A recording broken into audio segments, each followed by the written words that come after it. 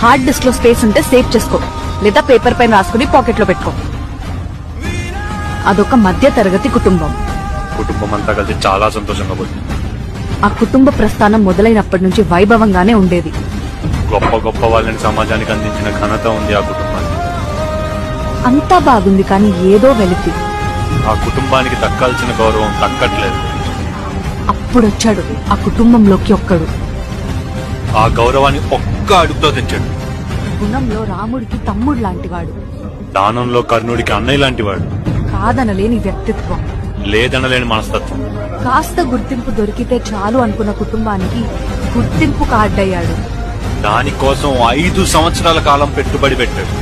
పడ్డాడు, లేచాడు, నవ్వాడు, ఏడ్చాడు. మా కాలర్ మాత్రం కిందకి దిగనలేదు. ఎంత ఎత్తుకి ఎదిగినా ఎగరడు.